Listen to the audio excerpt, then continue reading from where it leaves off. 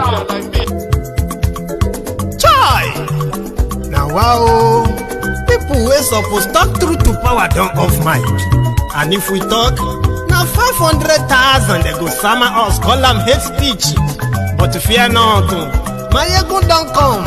Him go touchlight every corner, nooks and cranny of all these bad people where they spoil our country.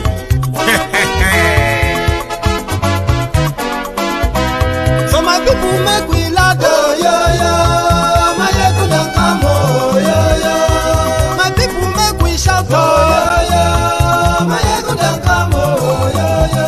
My ego don't come, man of the masses, oh yo yo. My ego don't come, oh yo yo. My ego diary politico, oh yo yo. My ego don't come, oh yo yo. This one not the off in mind, oh yo yo.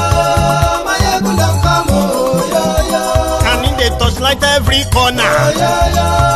My ego don't come, oh yo yo. Okay, some people be they holla say they want the power. Chai, them be promise us say we go get light and power. Nah. Them hustle so they can't get the power. But now they know they do anything with the power. Every day, dollar just they get the higher power. Over naira, still them talk say make we off mind. But thank God say my ego don't come. So my people make you loud, oh yo yo. My ego don't come, oh yo yo.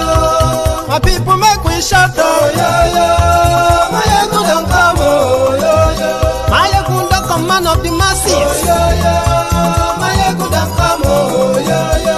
My ego diary politico, oh yo yo. My ego don't come, oh yo yo. This one not they off in mind, oh yo yo. My ego don't come, oh yo yo. Person where they do evil, no one make person talk. Them say that my egun, that man too they talk. He too they talk. Say my egun diary, he they hot like pepper. But every day then they take money in bulk. Poor man picking, they the street they hawk. Still them talk say make we no talk. But thank God say my egun don't come. So my people make you loud, oh yo yo. My egun don't come, oh yo yo. My people make you shout, oh yo yo. My egun don't come, oh yo yo. Man of the masses, my ego don't come.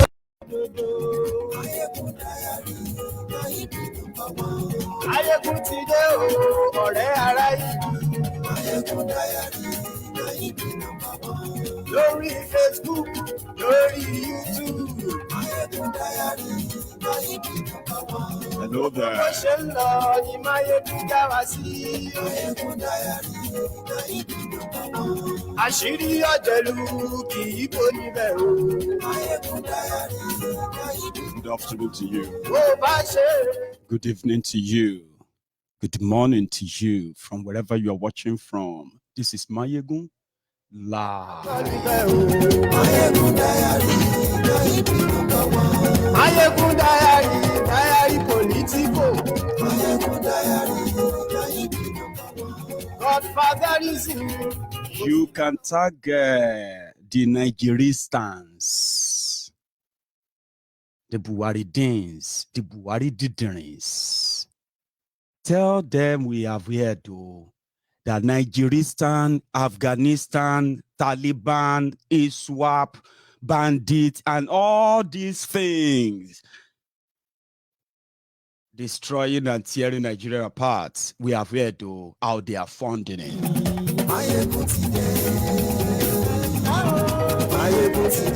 We'll go jog a bit while we wait for them. Yes. A quick one. Oh yes, Papa is taking the kick off to Bayojo.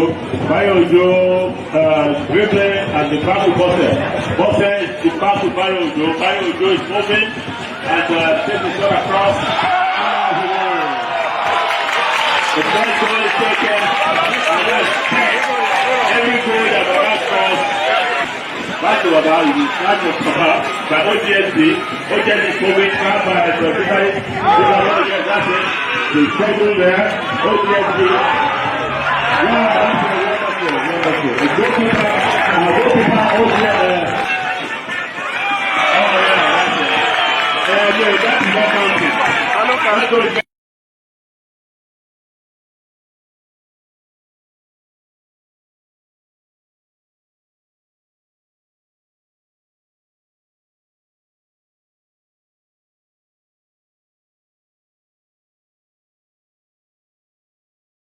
grace of God. The grace of God. And you know, if you leave things to God, there's nothing God cannot do. You can make your life at 85 like the life of 45. And it can make your life at 45 the life of 85.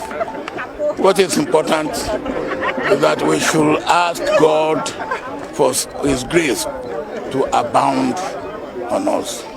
So I think he's right. You can be 85 and you can have the body or the energy of a 45. That's Obasanjo is 85 now. And you can be 69 and you don't even have the energy of a 90. He's right. Meet this man. He's just 69 years old. And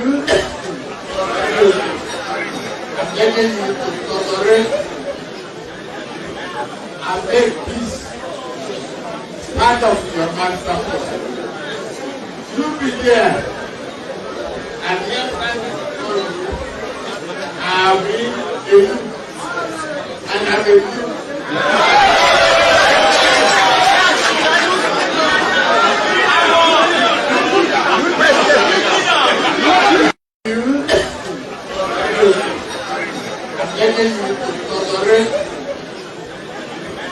And make peace part of your master. You be there, and every I will do, and I will do.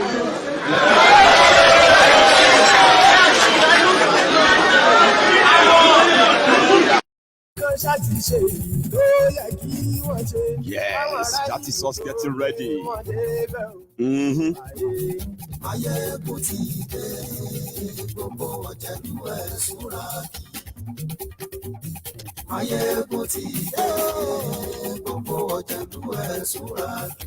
ṣùgbọ́n ní bá ti ṣe yìí tó yẹ kí wọ́n ṣe ọmọ bá dẹ́rọ̀ ò ní fi wọ́n níran.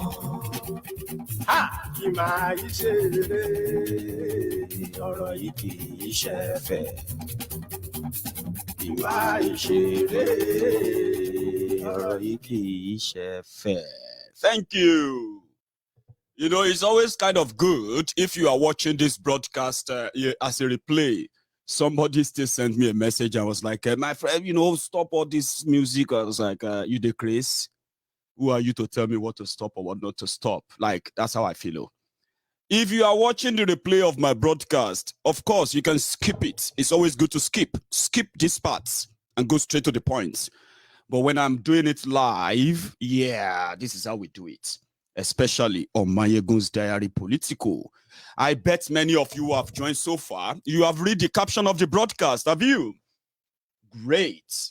Now, the caption of the broadcast is that Nigeria, which we also known as Nigeristan, is in bed with another terror-ruled country called Afghanistan.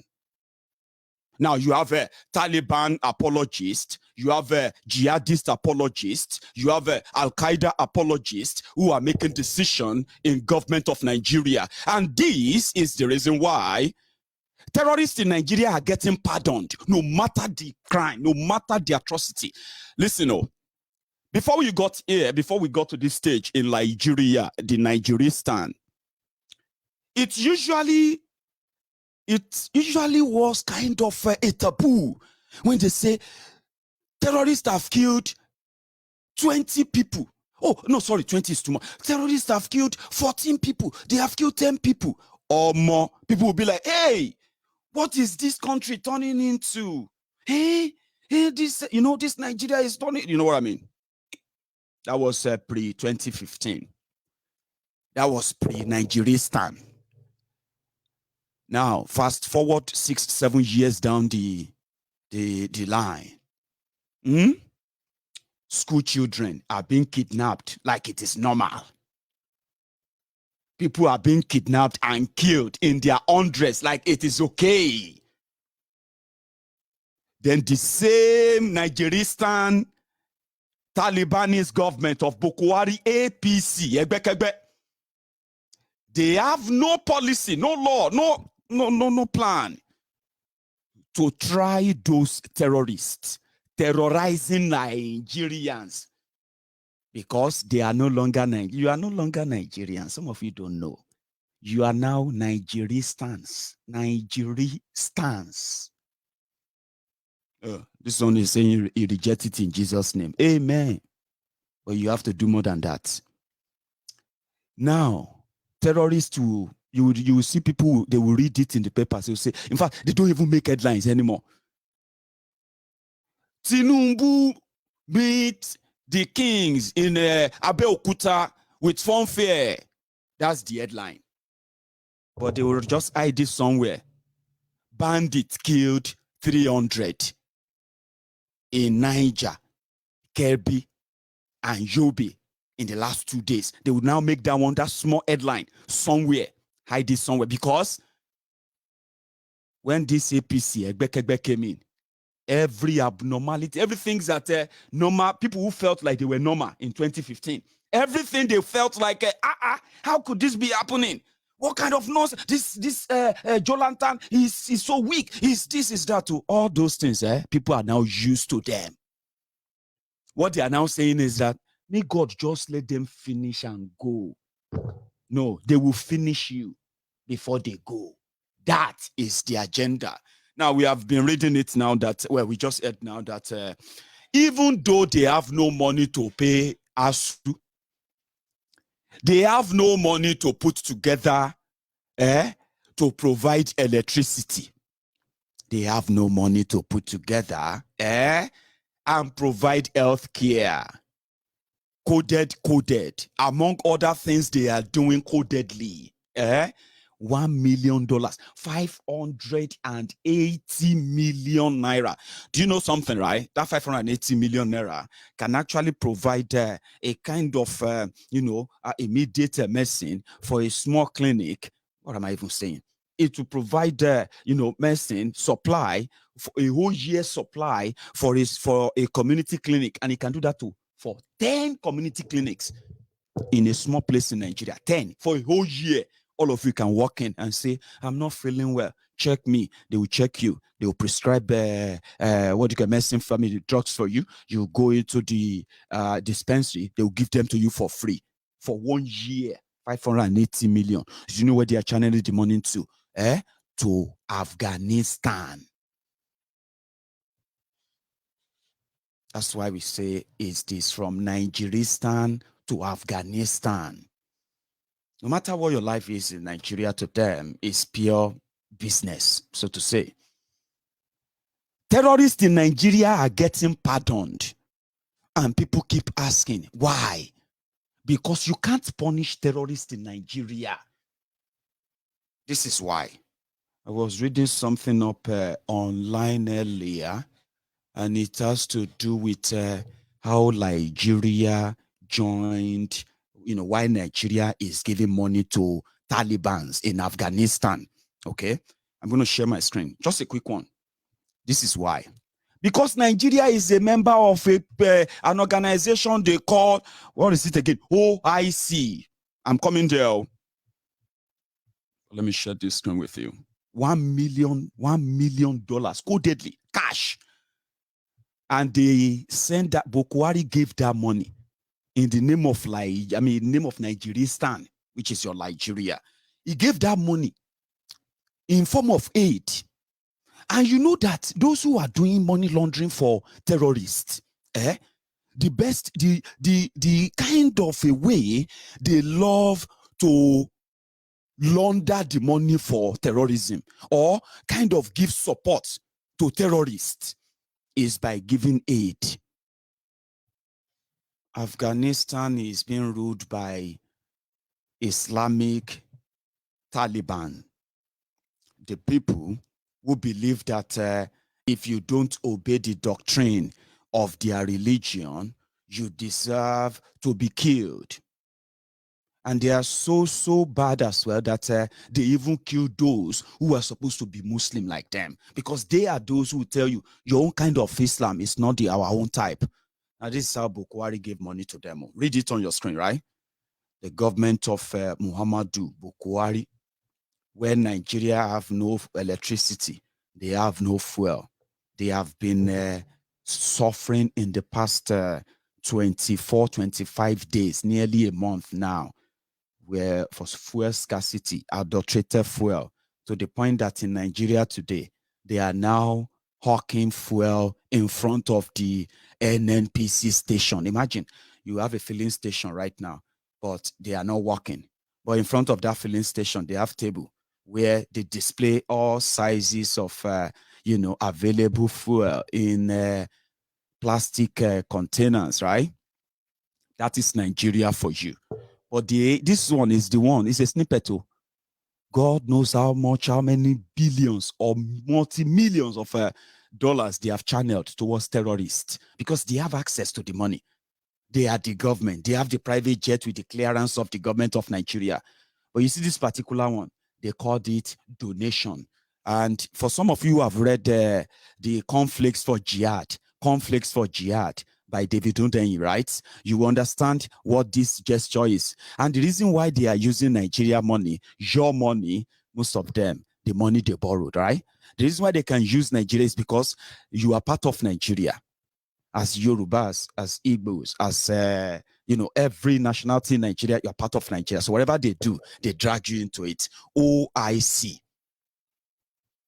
So they say Bukwari gave them money. And this guy just had to announce it because he wanted to say thank you. Because all over the world, right, people have not really been responding or giving support to this Taliban terrorist in Islamic terrorist in power in Afghanistan. And I wouldn't even bother, but there is a lot. You see this OIC and this money of a thing. We don't know. We hope that if to see Nigeria is a real place and Nigeria is not a crime scene, yeah? As we are watching this video, you would have seen journalists who would have possibly kind of dug deeper the moment the expose on jihad, conflicts for jihad came out. Because you see, those who are behind the conflicts for jihad in Nigeria, they are those who are now in political power in Nigeria. Therefore, their plots since 1976, plot of Islamization, blah, blah, blah, blah, that you have been hearing about, which we have proved with evidence. Go and read that, Conflicts for Jihad. Go and Google that and read it. Then you will see the characters who are running the government and the characters who are actually encouraging, the terrorism you are having in Nigeria today, funding that terrorism, and at the same time, using the instrumentality of the same government to shield the terrorists. They have a lot of connection, though, throughout these organizations that they dragged you into, religious organizations. They are not meant, they told you that joining these organizations were supposed to build religious relationship, development, exchange of ideas, technology, and all those things. That's the reason why they said they put all this together. But when you now look at what they have achieved with it, you will realize that it's always been a conduit pipe where terrorists all over the world get their funding. And that's part of that. And you have powerful terrorists supporting countries in that OIC. Go and Google them and see all the countries there. So they gave them $1 million codedly. The person in charge of Nigeria's communication is a jihadist apologist. They said, oh yeah, it's changed.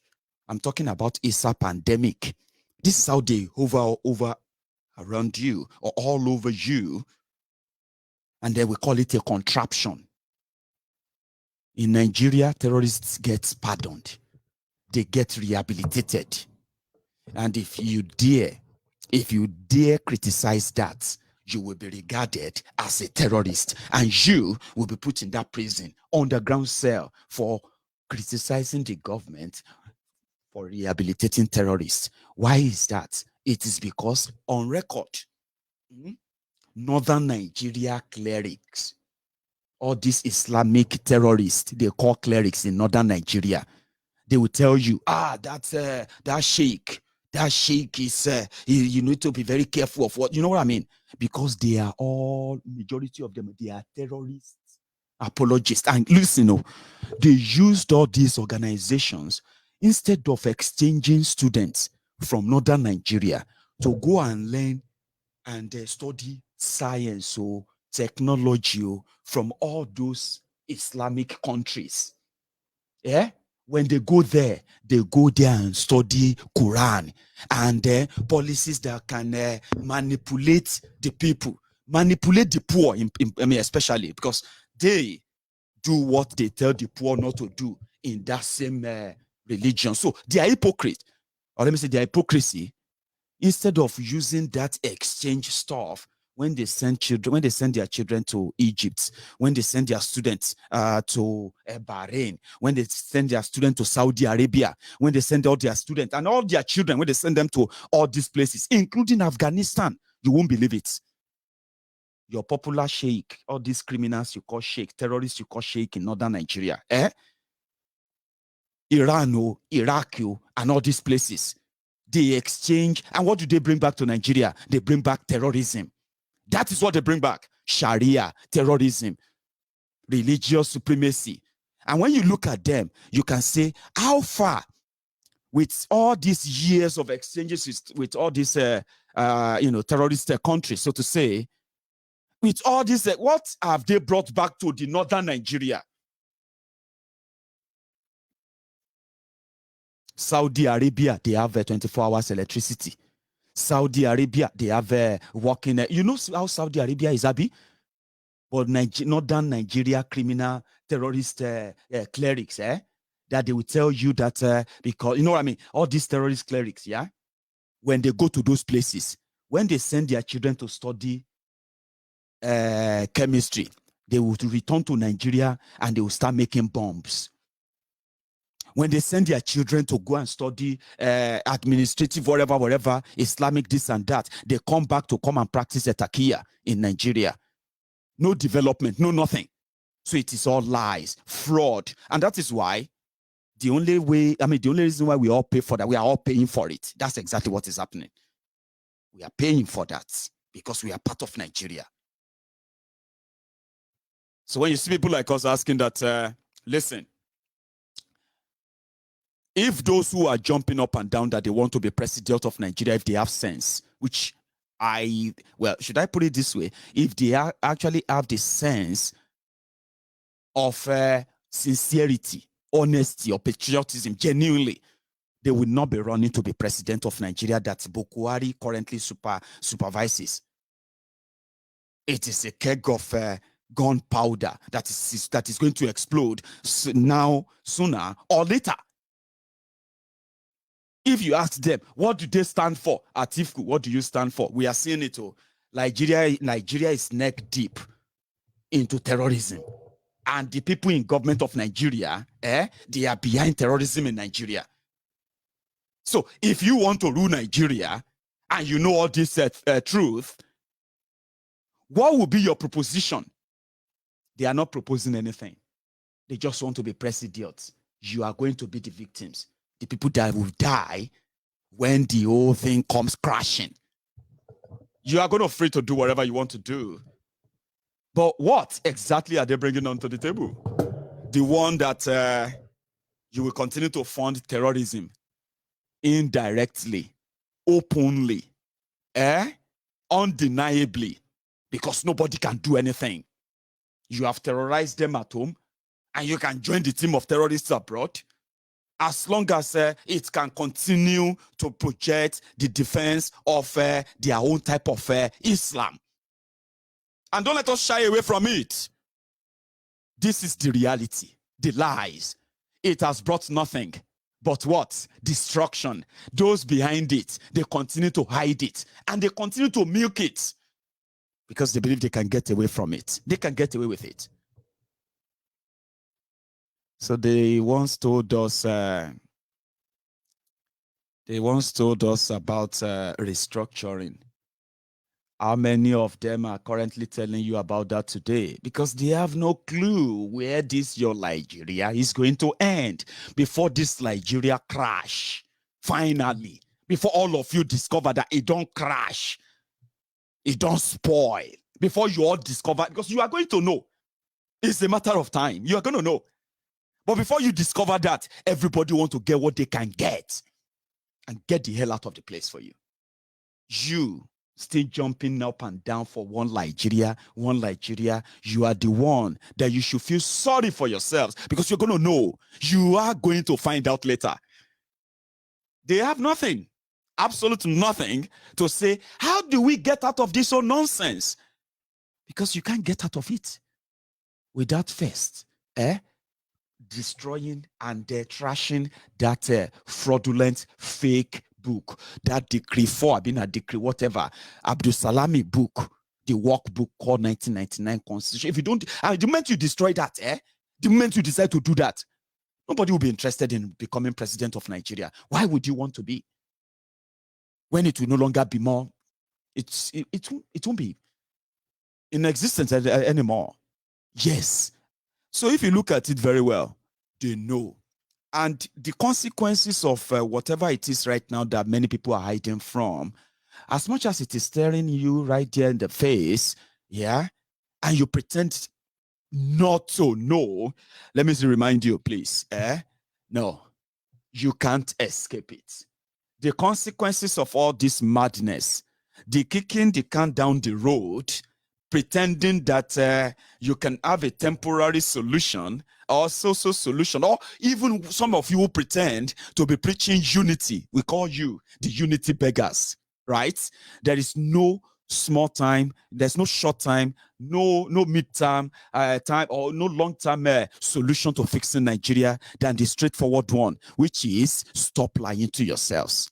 You can't fix what doesn't exist, something that is a mirage. Yeah, you can't. The only way to fix it is to break it. And that break it up is to save lives. You will understand it later. You don't have to now. But some people are already. Because the only way you will understand it better is when you begin to process the consequences of what you have been told before and you believed. And you see the impact of that on yourselves. Then you will begin to live that reality, right? And by that time, even all these deceivers, all these vibrators, all of these manipulators and the rest of them, they will be long gone. I just wish you won't probably be the one shaking from the effect of what Nigeria would have done to you by then. This is the effect. Nobody, none of us in any part of Nigeria was told that Nigeria was going to give your money to Afghanistan. Maybe you are reading, you are laughing, Afghanistan, this and that, right before our koro eyes. In that Nigeristan, anything that affects the people of this part, Afghanistan, Iran, you all know how these particular people in northern Nigeria react to. You do. Because they receive their own indoctrination not from that Quran, so to say. Okay? They receive it directly from the violent terrorists from these Islamic countries. And they will kill you if you tell them that they are wrong. You know what I'm talking about. I mean, they are so dangerous, right? That even you, as a Muslim, Baba, they will have to be the one to check and tell you if you are a real one or not a real one. Not Allah, not anything else. So them, and you know what I'm talking about. This is how violent they have become. But it is all lies. It has nothing to do with religion. It is terrorism of people who believe that they could hide behind religion. And since Nigeria is a religious place where everybody is a God fighter, God defender, a solicitor for God and that here and there. So once you drop God, people are ready to kill for God. So they decide to bring that in. And politically, it is a political power. Something like a tool for political power. And that is why when the rest of the places they go to, like Saudi Arabia, like United Arab Emirates, Dubai, like a few other places like that, where they have managed to kick out terrorism enough from their territory to other parts. They don't learn anything like development from them. They don't. Because they are a bunch of thieves. They are a bunch of infidels. They are a bunch of liars, manipulators. But they have the political power in Nigeria. And because they do, when they enter any arrangement with any terror, whatever arrangement, they are not entering it as Northern or the Sharia North. Though. They are entering them as Nigeria. That is why Nigeria is Nigeristan. How many of you remember when they killed Suleiman?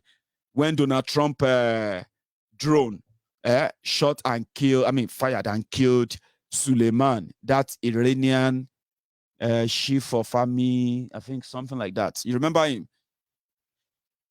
And do you remember the reaction of our people from this Sharia North in Nigeria?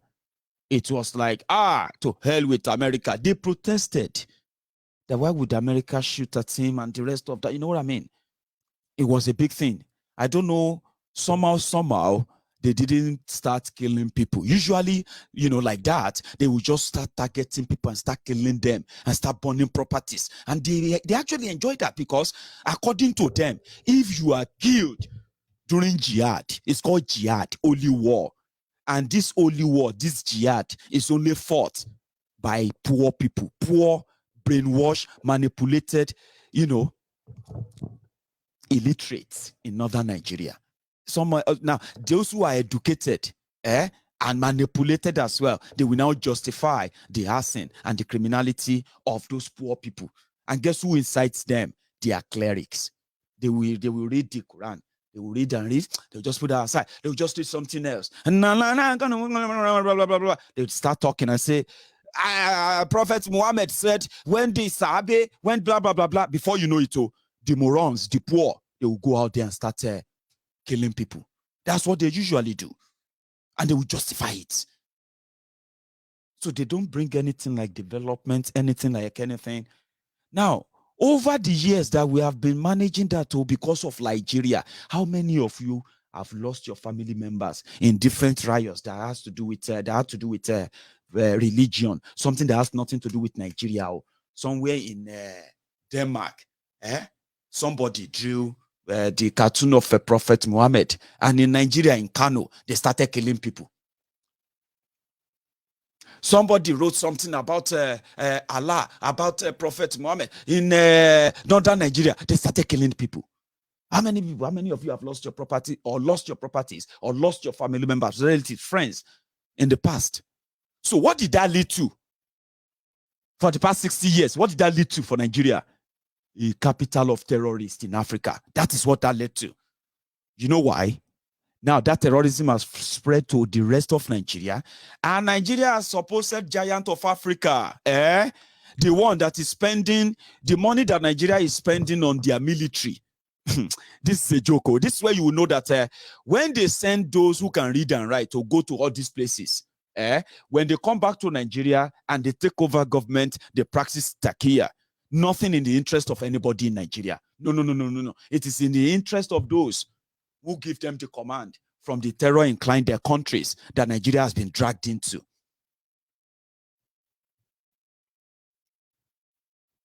So when they when they come back to Nigeria, they don't bring anything other than terrorism.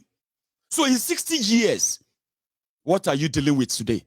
Those who have now gained access to power, the police, the military, DSS, every agency, they were supposed to protect the entire Nigeria.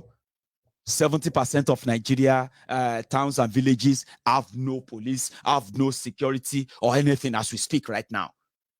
But on paper, Nigeria is the crippled giant of Africa. The budget of Nigeria for defense, since this APC came in, it has not just doubled, it has tripled. Egbe Jolantan was budgeting 1.2 trillion, 1 trillion for defense. This APC, This jihadists in government, they have been budgeting 3 trillion, 4 trillion, 4 point something trillion. Money where Nigeria no get to equip Nigeria military, but they never, ever, ever prosecute any terrorists. And they will never prosecute any. Why would they prosecute any of them? Instead of prosecuting those terrorists in Nigeria, they decided to also take Nigeria money and rehabilitate the killers of Nigerians. So is that not Nigeristan? Is that not Nigeristan? It's just a matter of time. You see, the terrorists in Nigeria, they are so rich that when Nigeria, the money Nigeria is spending on their own defense alone is more than what the entire budget of some African countries. Yet, terrorism is increasing in Nigeria. Have you asked yourself why? How? How is that even possible? You are spending billions of dollars to fight terrorists in Nigeria. That billions of dollars, that is the entire budget of some African countries every year. But yet, instead of reducing terrorism, it is increasing because it is not fighting terrorism. It is now a big industry, terrorist industry under this APC. Now they are telling you that they just gave $1 million. They just gave $1 million. Now, because of the insecurity in Nigeria, that this APC have escalated, Nigerians no longer feel shock. Like I said, if they say 300 people killed, 300 people killed. Tinubu said Atiku should go to hell. I want to read this one. Headline. Koko nuwe royin. Tinubu sọ wípé òun yóò yí orílẹ̀-èdè yí padà tóun bá di ààrẹ. Iwájú Punch paper ló wà lénìí. Tinubu said he's going to change Nigeria when he becomes president in 2023. Front page newspaper. But at the bottom of that front page newspaper, 230 people killed. They don't have names. They don't have address. They don't have, you know what I mean? No, 227, and Nigerians will just be like, this Tinubu will be president, Shani. I trust he's going to, because that is what they have conditioned you into. So as they are pumping money into saying they want to defend Nigeria, what are they doing? They are also allowing the terrorists to come in and take the weapons. The terrorists in Nigeria are not different from the terrorists in Iran, the terrorists in Iraq, terrorists in Syria, terrorists in Afghanistan. At some point, Islamic State of West African Province, they call them ISWAP. This is a branch of Boko Haram. Boko Haram was the one threatening Nigeria. Just 2 states, Two states in 2015, but I know some people, they suffer what they call the Stockholm Syndrome. You get what I mean now? Now, only 2 states in northern Nigeria, they suffer Boko Haram in 2015. Borno State is number 1. I think the second one then was Yobe, I believe. But you see that Borno, today, the Boko Haram, they are now, you have Boko Haram 1, Boko Haram 2, Boko Haram 3. Then you now have a branch on its own, bigger, called Islamic State of West Africa Province, ISWAP. And then suddenly we have Fulani terrorists, Fulani bandits. Abi, under these people, from 1 trillion naira budget for defense, boom, it don't jump to 4 trillion. 4 trillion. From 2 states of terrorism in 2015, it has jumped to over 33 states now. In fact, all the 36 states in Nigeria now. But nowhere is safe. Nowhere. 36 states. Everybody, they feel the terror. Everywhere, somebody is missing. One chance motto. In Lagos, one chance. This is what they say, they kidnapped this person. They're asking for money. We are coming back from a party in Ibadan. They kidnapped us. They have just killed this and that. Everybody. In 6 years. So that's why I said that, you see, if they want to fix Nigeria, these people who are jumping up and down to be president, I want to be president, I want to be this or that, they won't want to be president. You can't promise unity. We all need to come together and work together. Who are you and who? You and Talibans. You and your people there, you can call your people to go and join them and make Nigeria great. For Talibans. All these things have consequences. Everybody is now, they say, I have this job interview. This job interview in Kaduna, they say, hey, Jesus, Kaduna. Are you mad? You get job interview for, now, Baba, I'm thinking that I should. Are you not reading the news? What do you want to go do for Kaduna, job for Kaduna? Are you crazy? Say, but Baba, people live in Kaduna. You want to go and join them? This one that, Nigeria is, that's how everybody live. Then you turn around, you say, all of us should come together. You and who? Come together for who? That's a keg of gunpowder. I'm not saying you're not going to sit on it, and I'm not saying that it is not going to explode or it's going to explode or not. But you should be prepared for the consequences. What they want to be president, even the one where they shake like call you want to be president. Now, all of you are walking about in Nigeria right now. You've not had what do you call it? You have not had your real petrol. I mean, take a look at this. In 2015, these rogues, APC, Egbekegbe, including this Kolu, Tifnumbu, when the France was challenged, they call on Charles de Gaulle. When America was challenged, they call on Abraham Lincoln. Now, 6 years down the line, Kolu is coming back to say, you see, your future of your children is important to me. In 2015, they told you that it is not a rocket science for Nigeria to be the oil producing country and not be able to refine our own crude oil. Is a shame. That's what they said. But what they didn't tell you then was that when they were coming in, your refineries in Nigeria, they said they were still working at about 40% capacity. Or 40% capacity is unacceptable. After that, so much money have been expended, they've stolen it. Bukwari came in and he made himself the Minister of Petroleum in Nigeria. So, you know the story. We'll cut time short. 25 days ago. He probably doesn't even know that you don't have petrol. Femi Oponu Adesina, maybe they didn't tell him that you don't have petrol, you don't have anything. Now, Baba, 24 days ago, 6 years, 10 months, 6 years, 10 months after APC, Egbekegbe, said they were going to change Nigeria. All your refineries are now dead. People don't get shame. All your refineries are now dead. Instead of building one refinery every year, by now, when they said what they promised you, by now Nigeria should have 6 refineries, new ones, brand new ones. And you should be getting ready to celebrate the 7th one. All of the worries that told you that was what APC, Egbekegbe are coming to do. Today, they are now regrouping. They are abusing me. The worries that promise you all the nonsense. APC will change Nigeria. It doesn't cost any much to build refineries. Then. I want weary. I want lawoku. Shut up your mouth. APC will change this thing. We are talking about. They make me God, Minister of Petroleum. 6 years after, in the refinery, no day. 0 refineries.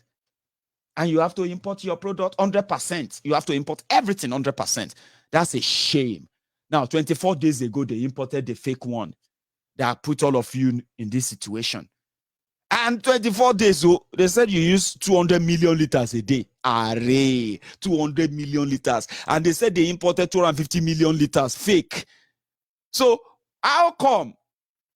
People where they bring the refined products for you every time from NNPC, they don't strike. What's happen? It is deliberate, and you all know that. Now, instead of you to be able to drive into the filling station and even pay that high amount of money you are now paying for that same, you can't. All you have to pray for now is that make people shall say that they share petrol for party. Very, very crazy country. You see, you are not different from your leader, so you're weary. You may be pretending to be managing your own weary. Okay? It's just that everybody they wait for the time to express his own madness or our own madness. That is why, because your leaders are mad people. Now mad people they lead you. Yeah.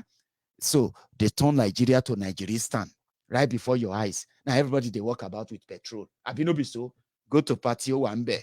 You may not come back home, and if you go back home, you'll be thanking your God in a country that is the highest producer of crude oil in Africa. At the finish.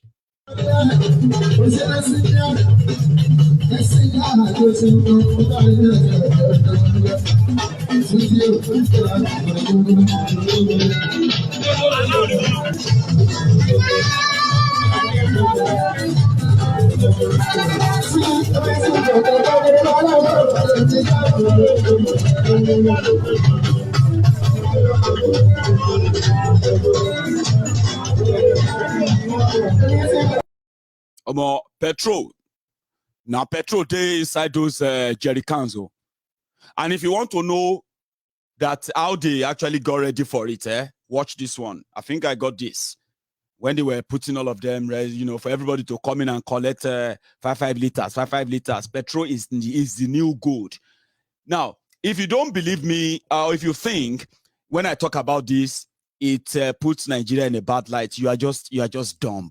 This is what put Nigeria in bad light. And some of you may be pretending it because some of you know normal again. You are not well again. Okay? Every abnormality is normal to some of you. And it's not your fault. You are being led by mad people. Who can say some of you know mad? Some people are taking this to the next level.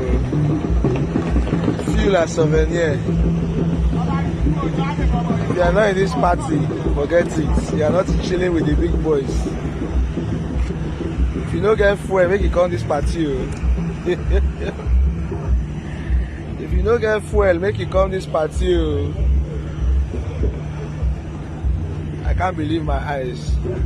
Fuel as souvenir. Star blog, make it see some people get levels.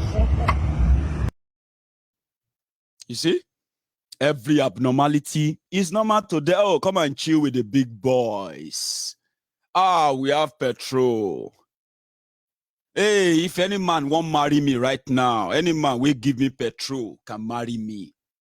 You know what I mean? They are throwing banters in a despicable situation. That's them. Nigerians who are living in Nigeristan that Boko Haram turned you into. Femi Opono Adesina said, you have survived worse. You will survive this too.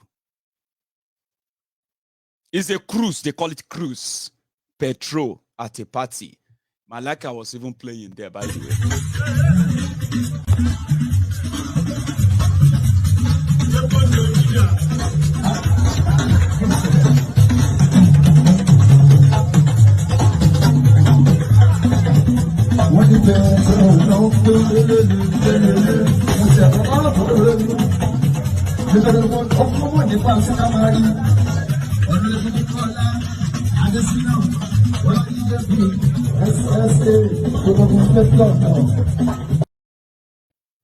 You see that?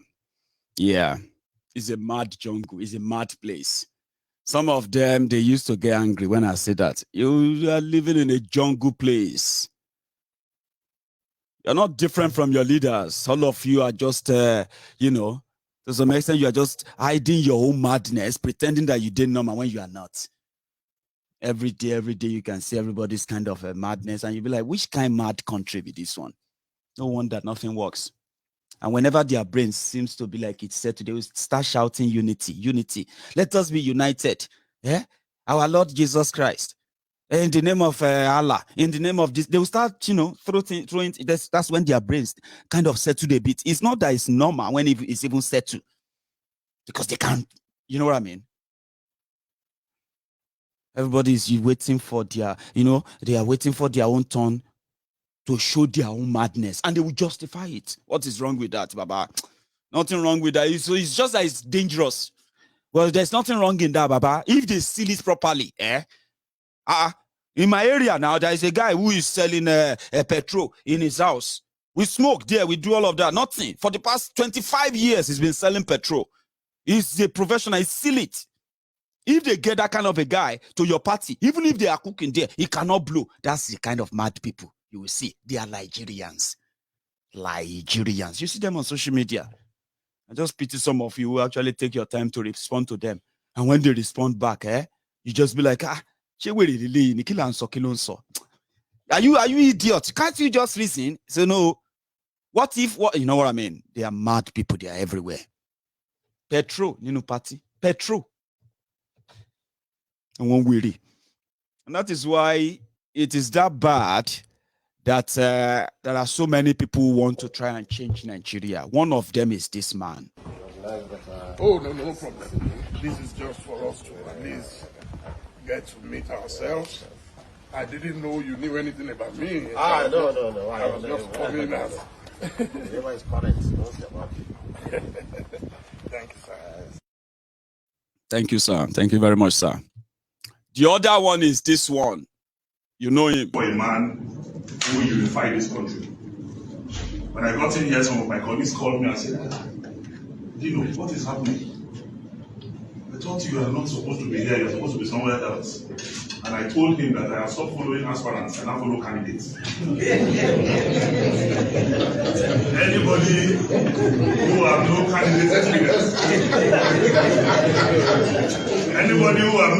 experience, I don't want to experiment. You understand? Those are the people, all this Nigeristan and Nigeristan. So those are the people they are looking up to. But you get one way actually fascinates me is this guy when he responded to Atifku that said he will always get the tickets. Abi, now this way the wiki. Listen to him. Unfortunate, frankly speaking, because I was busy monitoring some of the elections that were taking place in some of the states. Somebody sent me the video when the Waziri Adamawa, the former vice president and former presidential candidate of our party, listed one of our leaders in the country, former president, Chief Olusegun Obasanjo. And when he came out, he was meant to have said he has always won the ticket or got the ticket of the party. I didn't believe he said so until when I watched it, and then played it all over and I said, what I expected was that about what I've said that I'm hopeful. And if you say I'm hopeful that I will win, and I believe as a politician, you must give confidence to your supporters so that they can continue to move on. But when you say you always take the ticket of the party, what it tells me is that maybe, yes, as you know, there are those who say they are founding fathers of the party, which means I like it to a company, and they are shareholders of the company. And like the vice president, he appears to be the chairman of the shareholders of the company. In this case, the chairman of the founding fathers of the PDP. We are employees. They employed us, and we are working for them. We have no problem about that. If our founding fathers and they would always take the majority, they would take the profits and whatever. So be it. But I didn't expect him, frankly speaking, to make that kind of statement that he will always take the ticket of the party. That is too far. I went too far and taking the delegates for granted. And I think that when he left, he must, for me, I believe, knowing him well, very intelligent man, very good strategist and a reasonable person, like any other person can make a mistake when you're addressing the public. So I believe he may have realized that such a statement may not have all gone too well amongst PDP people. So that's why people are sending the video. I will always get the ticket. It looks somehow.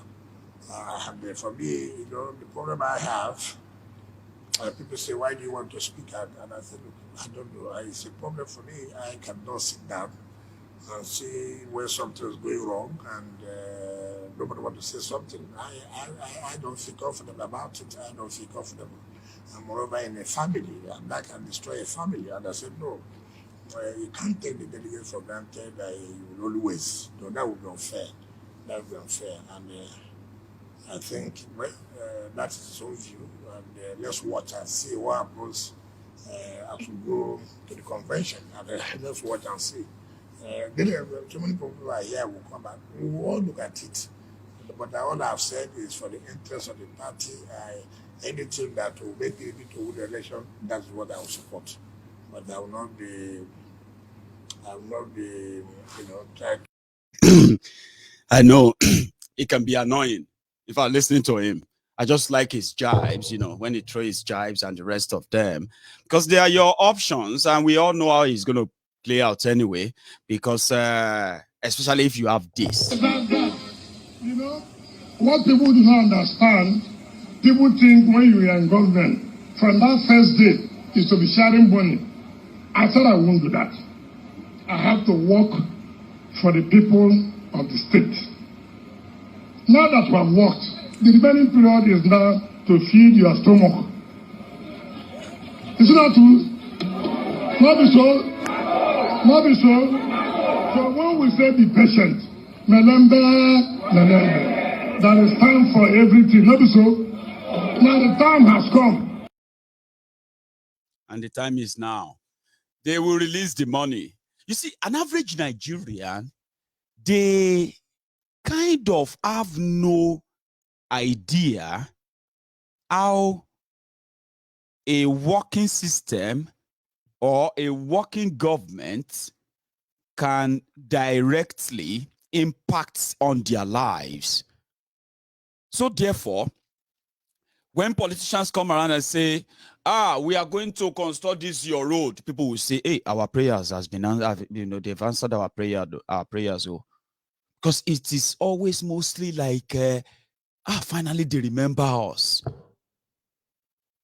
Do you understand that now? They have no real kind of a way, let me say, they have no way of, or let me say, they've never had any kind of connection, policy-wise, from those that rule them. And that is why politicians know what to tell them. Oh, we are going to give you transformers. I've supplied 500 transformers.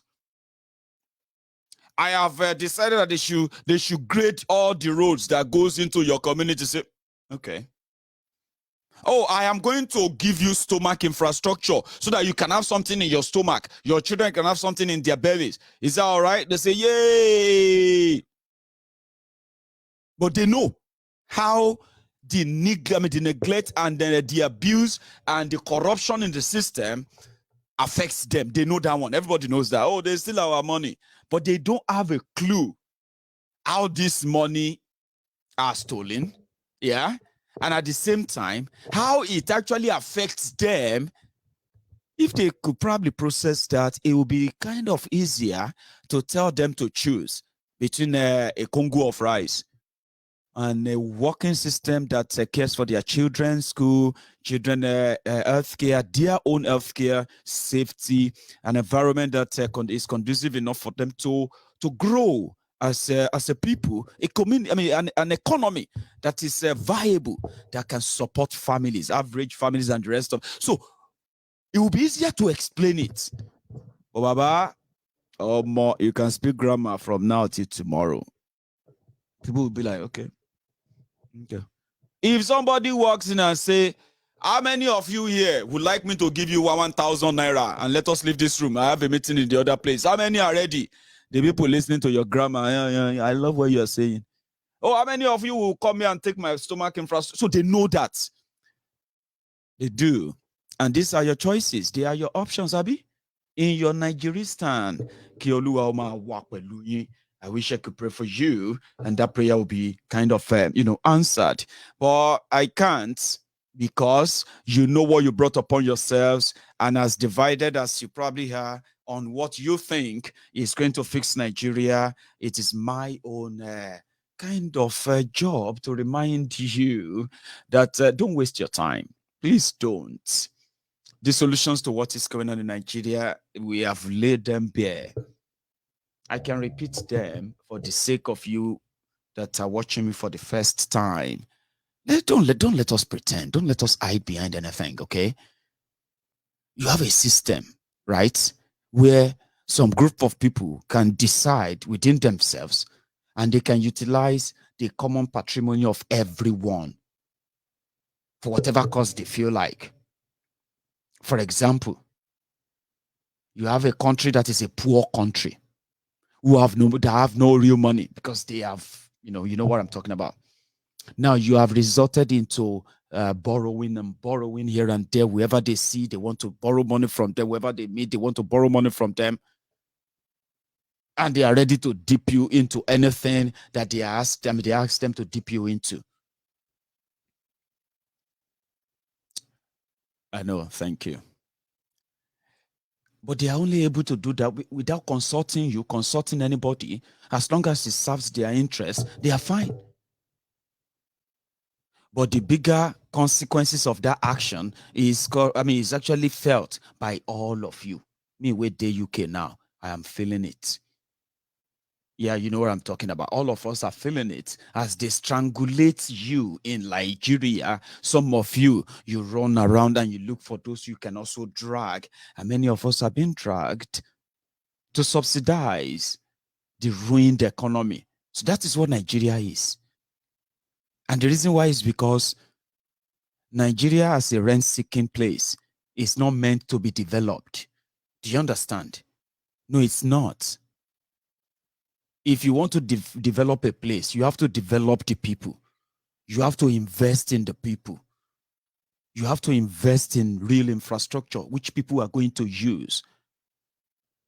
But when you use decades to squander whatever you could have used to build on, squander them, and now you have a bigger population that are now in a way concentrating on whatever comes from these rogues who are in charge. Meanwhile, as Nigeria gets bigger, the resources of the place is further harnessed by these rogues for themselves, for the few. And what does that do?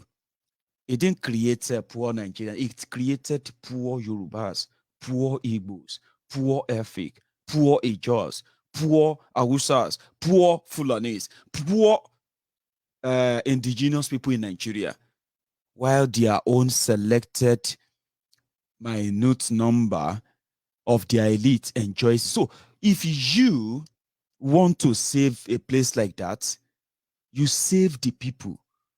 You see, if you continue to preach one Nigeria that you can't even define, expecting everybody to fall in line, you are deceiving yourself because it won't work. It never worked. Do you understand? What is the solution? Stop pretending. Stop running away from it. One Nigeria is not solution. Unity begging is not solution. Let us all pray. Let's pray so that Nigeria is no solution. The solution is stop forcing everyone together using one command for over 300 nationalities, and yet they didn't have any say they didn't agree that one single command should be used on all of them. They never agreed. Arrest Igboho, arrest Nnamdi Kanu, even kill them. It will never stop people demanding that you should break this hell of a place up. Why are you afraid of that? If you talk about education, on paper, they tell you have states, you have local governments, you have federal. On paper. And they all have their responsibilities. The local government should handle primary health care, primary education, and then local communities, blah, blah, blah, blah, blah, blah. But they have no money. They have no access to their own money. States, the states are going to handle secondary education, blah, blah, blah, blah, blah, blah, blah. But they have no access to their own money. And then the federal government, which is the big elephant in the room, that does nothing, just take rent. Do you know that the federal government of Nigeria does nothing? They just take rent. And then they then decide how they want to spend the rent they take. Do you know that's what they do? And from all the rent they take, royalty from this, VAT from that, taxes from here, alcohol taxes from there. When they take everything for doing nothing, they take 51% of the money. You know the story?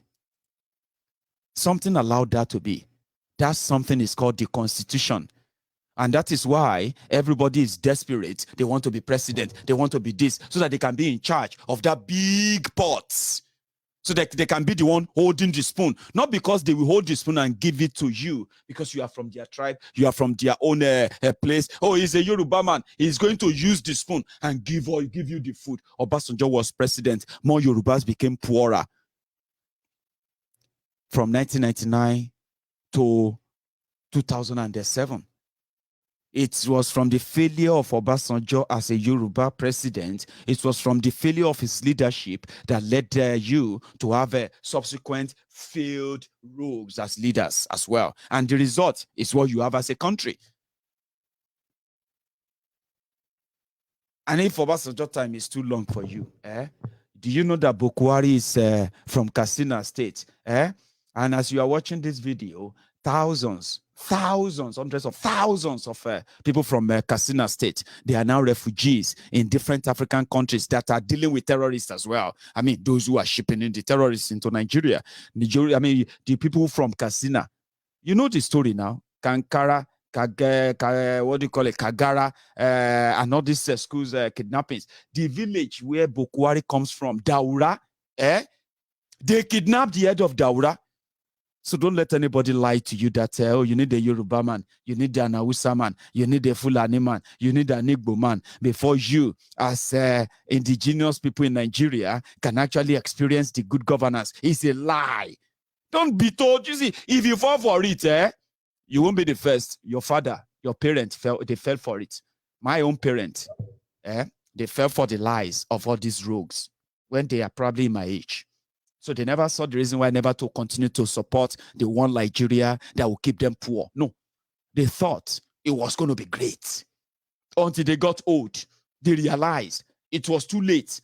Many of them, they realized on their deathbed that Nigeria is done for. They wish they are younger and they could relive the life and say, don't be one Nigeria nonsense. Honestly. So they did it to their own fathers too. So if you are one of those who believe in one Nigeria and the rest of it, you are not the first person. In fact, you are not the only person. There are millions like you. But guess what? It all ends in tears. It all ends in regrets. And you ask yourself, why? Because something is the genesis of it. Nobody agreed to come together and be one Nigeria. If you want to be together as a country, you with different background, culture, tradition, religion, and the rest of that, right? You need to come together and say, we want to be part of this country. That conversation is what they are telling you not to have. You are going to have it. Sure. You want to be counselor because of that, This one doesn't make any sense to you. You say, won't go collect a salary. You say, won't join them, do this international, honorable, and the rest of that. There were people who were councillors yesterday. There were people who were commissioners yesterday, ministers, House of Rep, senators from that same Yoruba land. Today, they are now called ex. Some of them, you don't even remember them again. They will forget you too. And you will join the people who are victims today, demanding that, why can't you have that conversation? You don't want to have it. Fine. But you cannot then turn around and say, your own solution is, let us be unity. Let us be united. Unity beggar. Since you have been shouting, may we unite, let us be united. The terrorists in your different governments, do you know that it is also an act of terrorism? That politicians are stealing your money. Your money for schools, for road, for electricity, for security. They are stealing the money, buying themselves properties abroad, sending their children to different schools abroad, sending themselves to different hospitals abroad. Do you know that's an act of terrorism? when many of you are dying of needless sicknesses in Nigeria, and you are saying, nah, move along. Yeah? You see, God give it and God take it, because they conditioned you to say that. They know that God give it and God take it, but your millions, your billions are making them live a longer life, even though it's now kind of money can't really buy all of that. I know. It's an act of terrorism. When they deny your school, when they deny your children the proper food, proper meal, and the access to a better education and a safe school, safe environment for them, yeah? When they deny them, that all of you are improvising, trying to protect yourself, fend for yourself, you are demeaning local government yourself, right? For denying you them is an act of terrorism. You can turn around and say, we're no longer listening to you. So yeah, stop running away from that conversation. You see, most of these rogues that you call leaders today, they once told you that the only way to fix Nigeria is for everybody to handle his own affair. Even if you want to still be one Nigeria, shouldn't you have a conversation in agreeing to that? Our heroes pass. Heroes to pass. Majority of those you call your heroes pass, they are criminals. There's no heroes pass anywhere, my brothers and sisters. You know it, I know it. You are lying to yourself, but you will find out later. Our heroes passed. Our heroes passed. Who are your heroes? What did they leave for you? A contraption, a place that you have no identity. Trust me, you don't. We don't. There was never a time we had that conversation, was there? I can't remember that. So if you're asking for a solution, stop running away from that solution, because your leaders knew about it. Or do you think restructuring came from the blues? It didn't. They coined it. They told us about it because they thought, according to them, it was the only way to get Nigeria not to go into a civil war, because eventually it's going to go into a civil war sooner or later. In the name of Jesus, cannot prevent it. No offense, so. No offense, so, because that's the way me I talk. Almighty Allah, blah, blah, blah, cannot stop it. No offense, so. And if you take offense, with the lower lori, take offense.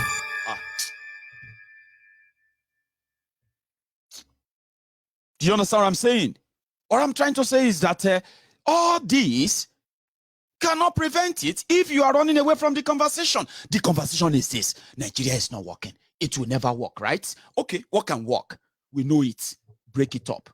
No, we cannot break it up. Then you are not ready. No, you're not. And then don't turn around and say, God, no, God will do this and that. Please, please, save me that. Okay? Because you know what I'm going to say. I don't believe in your Nigeria God. It's fake. It is lie. Okay? It is only your Nigeria God that threatens you if somebody disagrees with you. Oh, I disagree with you. So are you saying that you are smarter than God? No, I'm not saying that. So are you trying to say that God cannot? Are you saying that God cannot say? No, I'm not. I'm not saying that. My friend, you better watch what you say, because God can do this. I say, you are talking about your Nigeria God, because it is your Nigeria God.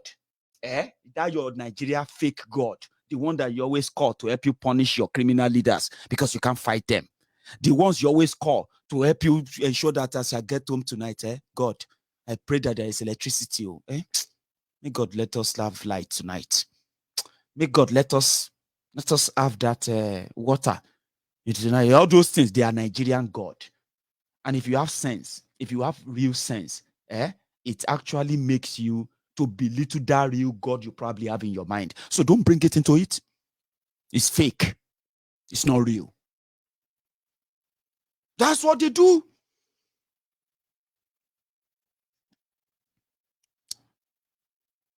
God that will fight for you already gave you that brain. When you see that it is wrong, just say it's wrong. Don't give an excuse. Your leaders came with restructuring. They said this is not the work.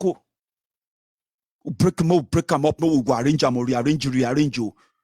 They told us that. It means something was wrong. So don't shy away from it. If you want solution to Nigeria wahala, make everybody come together. break them up. That's it. Don't turn around and then start saying, God told you this, God told you that, this and that.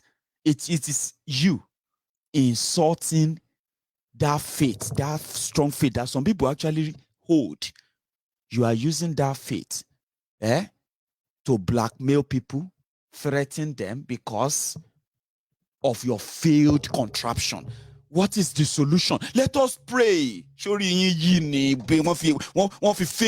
You see, if you see most of these people, when they start doing all this, they are fake prayer point for Nigeria. You will think by the time you wake up tomorrow morning, Nigeria problem will be completely gone. It's all fake, lie. You want the solution? Break up Nigeria. Who will break up Nigeria? You. It's you. All of us who agree, we say, okay, yeah, we'll decide how we want to start with that fake constitution. That is the one that gives anyone who choose to wield the power that they built around that fraudulent center they call federal government. You can choose something you don't. You can't be part of something you don't even understand, and that's why it's not working.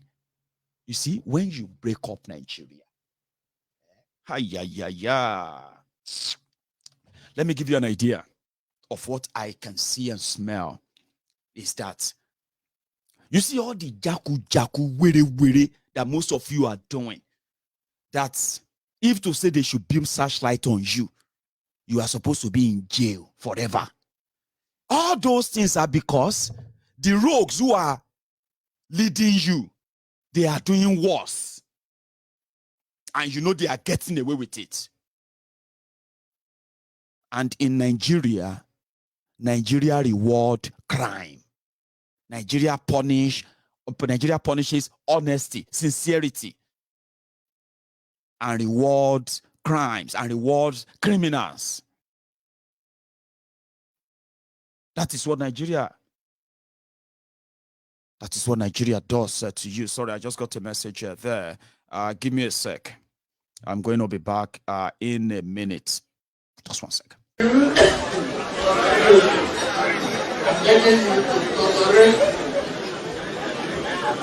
make peace part of your master plan. You be there, and I'll be a youth, and I'm a youth.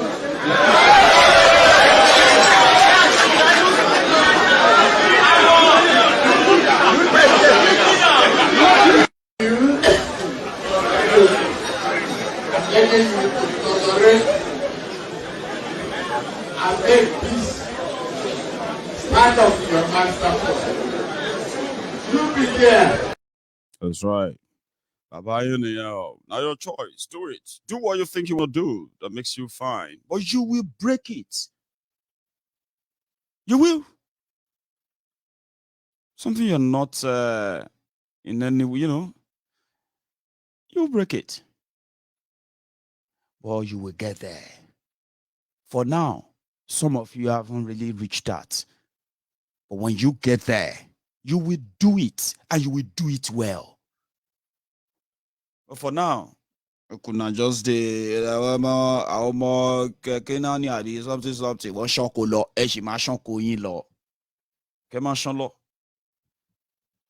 they knew. So if you break Nigeria, well, the kind of things I envisage is that, number one, by law, you will be punished. You will know that you will be punished for whatever is wrong, because you know a system that punishes those who have a chance of leading you, will punish you if you do the same.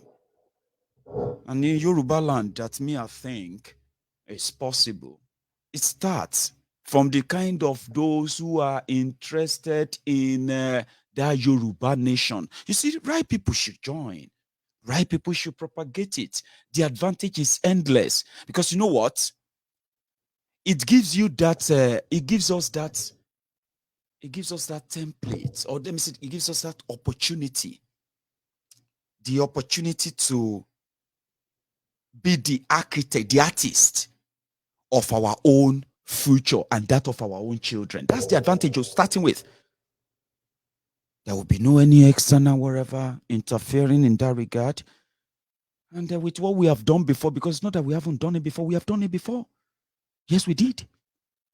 1954, 55, 56, 57 to 1960 were so promising because we could use what was ours for our own development, dreams, projection, and all of that. But they took that away from us 6 years after what they call the independence, right? And since then, we have never had the chance of sitting where we will say, okay, we agree to this as part of the new or the Nigeria. So if you are running away from that conversation of breaking up Nigeria, don't worry. The way we say it may be too harsh for you. Very soon, you will be older. I've been talking about this now for the past 8 years. Why Yorubas will remain poor. As long as we remain part of Nigeria, we will continue to be poor. And wherever northern Nigeria or all the rogues in the Nigerian system, whenever they drag Nigeria into either borrowing, into war, into different things, they have to expend your resources, recklessly, you will pay for it. And every time they pay for those bullets, or every time they pay for the rehabilitation of those terrorists, every time they donate your money that they borrowed anyway, every time they donate them to the terrorist camp, who always send their fighters, trainers, to Nigeria to do one thing, to Islamize and Afghanistanize Nigeria, which they have now turned to Nigeristan, and what I mean. So it's what do you call it? It's why do I keep getting this message? Again, I am sorry. I am going to quickly pick that. But this time around, when I get back, I think I'm just going to start taking my calls afterward. So sorry. I keep getting that. Take one family member, 2 family members, knock on all doors, and make sure that new registration, because they may not announce to you on time. The BBC you have has expired. Yes. Yes.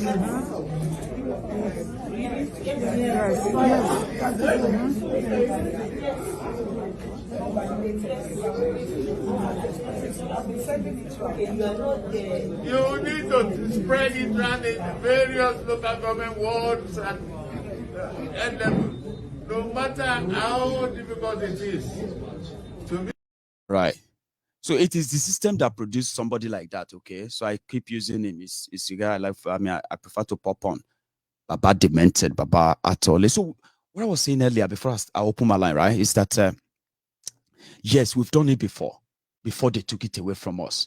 Now, these are the things that the likes of Tifnumbu, if they genuinely love Yoruba people, the Yoruba land, they know that Yoruba will remain poor.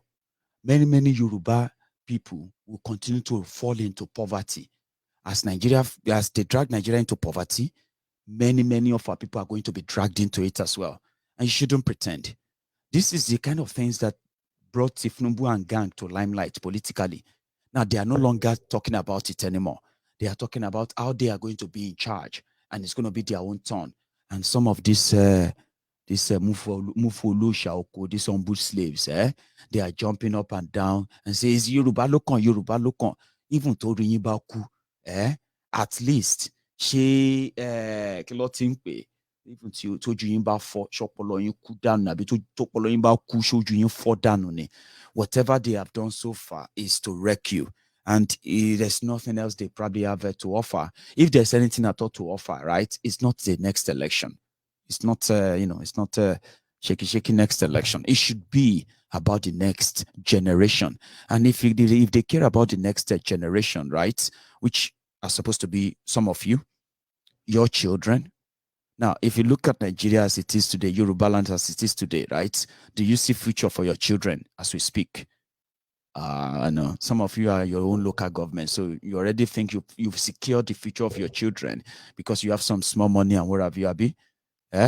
Nah, there's nothing secured in that Nigeria. Once Nigeria happened to you, it would just be like Why me? Yeah. So if the likes of Tifnumbu cares about the generation coming, that they should not, the next generation or the generations and generations coming after, especially in Yoruba land, this, if they were born into this Nigeria, forget it, to Somalia, people of Somalia, they'll be thanking God that their situation is not as bad as people of Yoruba land. So if they care, they won't be jumping up for election. They will be jumping up to change the foundation of what has created underdevelopment, poverty, insecurity in Yoruba land. Many of our young people, when you see them today, will tell you, oh, more, if if people are even saying it now, that, oh, more, even though some of us are angry and mad with our people in Nigeria that keep complaining about this, complaining about that, but they end up following the same rogues who put them there. Somebody, many people are now saying that, oh, more, if you haven't heard from some of your family members, some friends in Nigeria, you should call them. Okay, you should call them. Things are bad, oh. Things are tough, oh. You get what I mean now? Where everybody is pretending that they are surviving, they will be fine, and the rest of that. So if they care for the future, if you care, and you be like, man, what is it going to be like in 20 years' time? Think about that. What do you think Nigeria will look like in the next 20 years with the way it is going right now? You still have no electricity. You still have no water. You still have no security. Now, imagine that for the next 20 years. And God will intervene. That's what they told you 22 years ago. And when they gave you democracy, some of you thought it was God intervening in your problem. Today, it be like, say, God, don't abandon you. Like, say, God will never abandon his own children. Oh, so God is preserving you to suffer. God is watching you, and all of you getting killed. Continue to lie to yourself, okay? So in 20 years' time, are you thinking about it? Are you? How old are you? How old do you think you're going to be in 20 years' time? Do you think the present situation, your present situation right now, as you are watching this video in Nigeria, do you think if the situation doesn't improve in the next 1 or 2 years, you are not going to run mad and go crazy with life entirely? If your situation continues like this for the next 20 years, do you think you can still shout and say, one Nigeria, one Nigeria? It's up to you. Mine is just to remind you that your decisions will always have consequences, just like they say elections have consequences. Why not save yourself from those stress? Why not? Why are you running away from the truth? Why? What is wrong with you? Why are you running away from it? You want somebody to be president so that then you can do what? Do what? Get electricity. Is it Atifku that will give you electricity? Saraki or Tifnumbu? Who's going to give you that electricity? Who's going to give you that whatever you think you have in mind?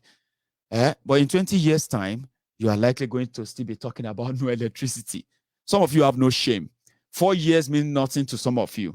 But for people who actually understand that if you have to live a life, that you are not going to live a life of a servitude or a life of a slave, suffering and pretending, smiling, thanking God. I say, how far? I say, Baba, we thank God. You thank God that you are alive.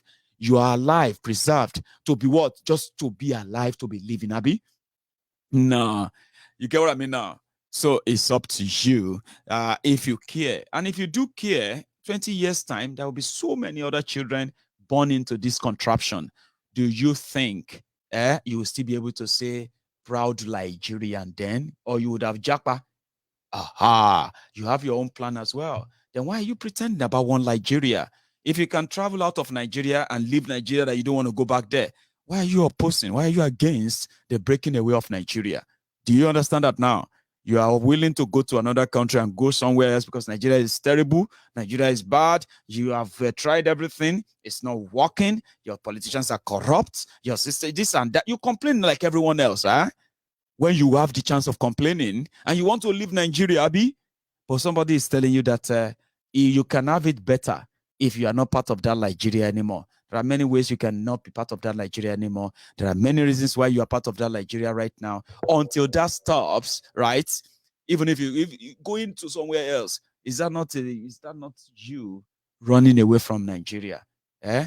Why not join those who say, let's do it in the best way and save our brothers and sisters, so our precious, especially our precious sisters, all these precious Yoruba sisters, young ones who could be in so many ways, always of a virtue as they grow into a women of virtue, right?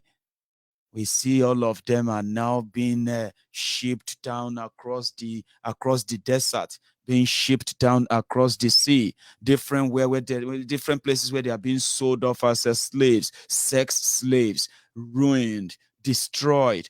Beautiful women, damaged for those who didn't get killed in the process because they are trying to run away from the jungle called Nigeria. So don't go abroad and turn around to become patriotic Nigerian from abroad. It is deceitful. And it is really, really sad.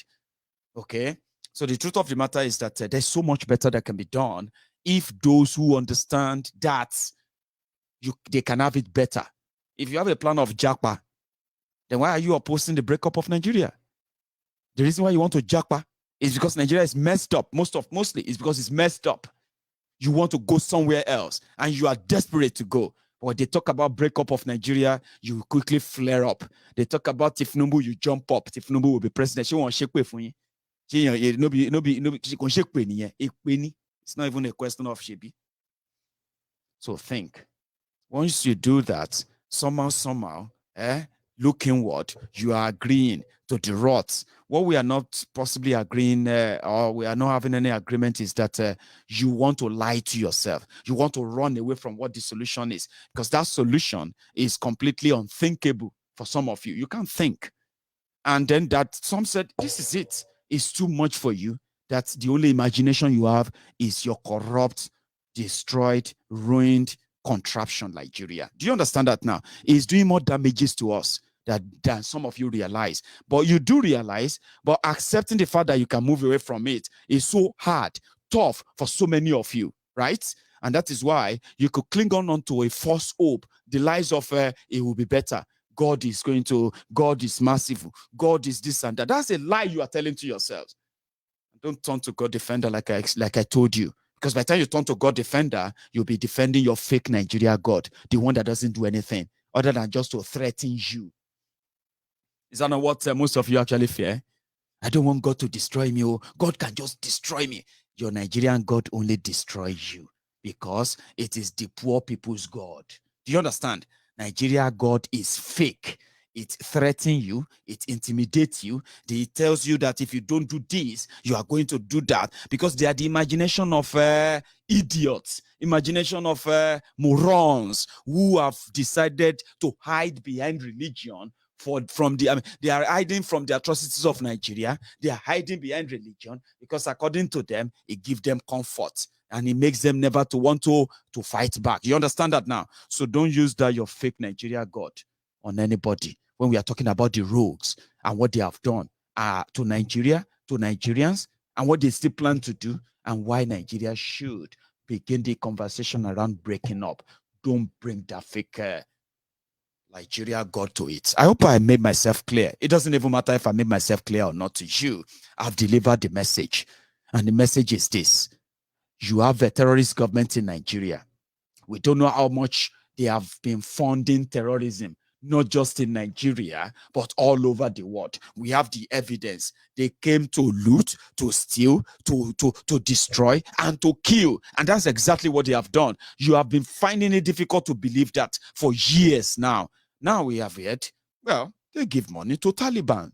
I mean, there are some donations that you don't want to do, you don't want to make if you are a responsible, sensible human being. As a leader, by the way, but Bokwari is not a leader. You have a breeding mannequin in charge of the 200 million mumus who call themselves Nigerians. That is why he didn't care. Who's going to raise the red flag?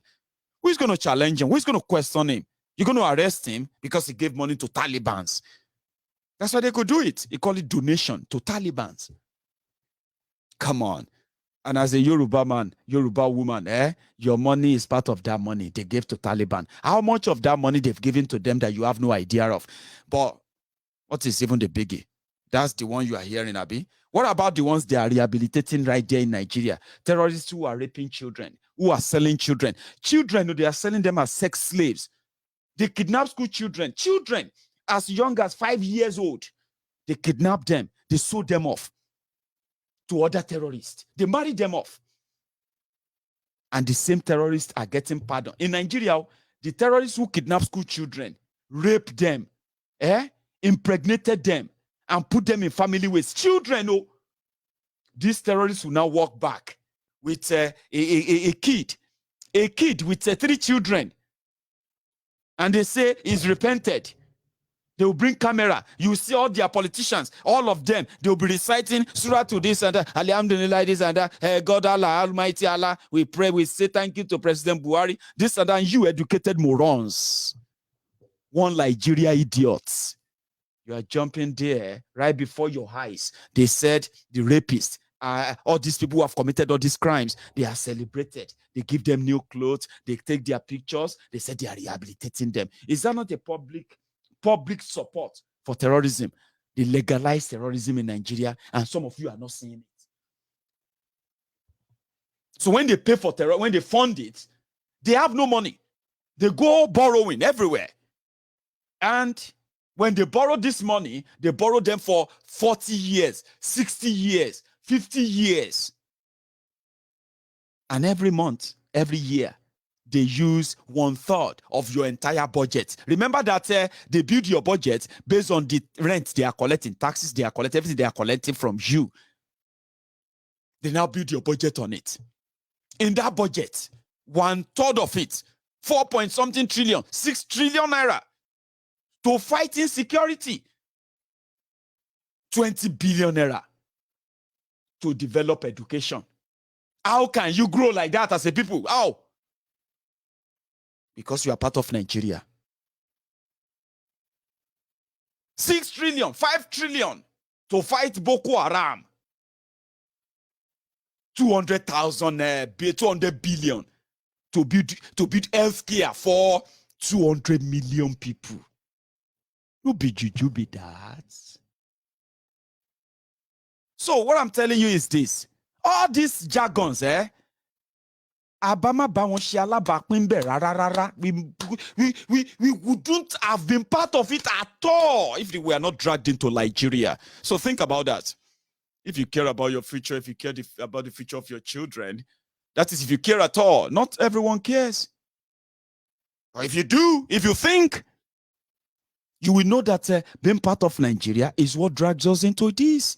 We can't build schools for our children. We can't build hospitals for our people. We can't build good roads. We can't give them electricity. We can't keep them safe. We can't produce a viable economy for our youth. We can't do anything. We turn them to churches to go and start praying. We turn warehouses to churches, miracle centers. Imagine warehouses that are supposed to be factories, that are supposed to be production centers. We turn them to miracle centers, gigantic churches to go and pray for jobs. Because we are part of Nigeria. Are we not mad that way? Are we not? And never was a time you were sat down to be part of that conversation and say, Shebina, I wanna agree to it. I say, okay, well, bring the agreement paper. Now, when did we agree that this is going to be? We are poor. We're going to continue to be poor. And in 2 ways, to your politicians, Nigeria as a poor country gives them some leverages abroad. They get some small money here and there. To your religious leaders, Nigeria being a poor country means God love Nigeria because God love poor people. Brainwashing. How can you say because they say God love poor people? Are you mad? Can't you see that? You see, our leaders are stealing our money. Hey, pastor, imam, you see, our leaders are stealing our money. Look at all of this. Hey! Your leaders don't understand that what they are stealing from the poor people, the day God is going to take it from them, it will take more than what they stole from you. And you believe them. Say, no, don't worry. Let God fight. God, you see, there's a way God fight for the poor people. Do you know that's the impression of people in Nigeria? So many people actually agree. They will say, we are mekunu. Mekunu newa. They shall know our mekunu. Please help us, the poor people, You know that we are poor people. You see a woman in a shop selling provision. Say, hello, ma. How is market? Market has been very dull. Help us beg the government. There is no electricity. There is no road. There is no hospital. They should help us, we the poor people. Because they kind of generally believe that it is, though they don't, nobody wants to be poor. But guess what? There are many, many people who actually love being poor. And they are in their millions because they want to go to heaven. It is difficult for a rich man to pass through the hole of a needle. Rather than for they shall have, you know what I'm talking about. All this brainwashing. They have to calm you down. You see them, they want to go to heaven. You say, Baba, you will see the God that I serve. The God that I serve. If I called him my God, he will destroy them in 7 days. I say, Baba, calm down. Calm down. It's not that your God cannot destroy them in 7 days. But that is not how it works. That's not how it works. Don't wait for 7 days, because that 7 days can become 70 years. That's not how it works. So there are people like that too. They like it. They tell them all these things they are doing to you. You will see they are going to hellfire. You just continue to pray to God. Continue to serve God in faith. God will send a miracle. God will make sure that, you see, at least you are not rich and you are not poor. You are managing. Yes, we are thanking God, though. The woman they are telling that is, you are thanking God, you are managing, if they call it crisis, if that same person that is, we are thanking God, say, hey, mama, someone will bring 1 million naira or papa go die. Hey, 1 million naira. Now that time you realize that they'll begin to say, God, why? God, why? God, have I not served you? God, I served you. They know that 1 million naira is a lot. And they always pray that make something where they know they pray for, may affect what they are praying for. It's only when they are in trouble that they begin to feel like God. But even in that trouble, they don't let them think. How? What are the factors? What are the sequence of events that led to this? How did you arrive at this? How come somebody who is sick cannot have access to an easy medical care, that he doesn't have to go and look for 1 million naira before he can get health care? You don't need God in that regard. First, give him medical attention, then go and pray to God. Do you understand? So they make them believe that God loves poor people. So many, many people too, in order for them to believe that God loves them, they will publicly agree. They will confidently agree and say, we are poor people, but we thank God. God has been very, very good to us. We are poor. We know we are poor. Politicians will now come to and say, you see all of you poor. I am here to help all of you, to make sure that your children say, hey, thank you, we are poor. Mekunu. You say, that man love Mekunu. That man love poor people. They created the poor people. There are poor people in the UK. But don't let anybody keep lying to you and say, there are also poor people in the UK. Some of you, if your own kind of poverty in the UK, if you compare and you are educated, you don't have mental health issue, you are not homeless, you are not, what do you call it? You probably have a job. What happens is that you are living from hand to mouth, which means you are prone to being manipulated with money induced here and there, which open you up to that same thing, temptation. Abi? So you are poor. But here in the UK, if you want to see people who are poor, she make I give you an example of people who are poor in the UK that you can say, hey, what happened to him? I'll tell you. Those who are disabled. Some people will disagree with me because they will tell you, Mayegun, what are you talking about? I work as a carer. There are many disabled people disabled people in the UK, they earn more money than some of us who are doing 24 hours job. I understand. I've also met so many disabled people who have, one way or the other, they have missed that welfare system for them to be put on it in any way. And as we speak, they are living in squalor. But even at that, it doesn't mean that they won't give them house.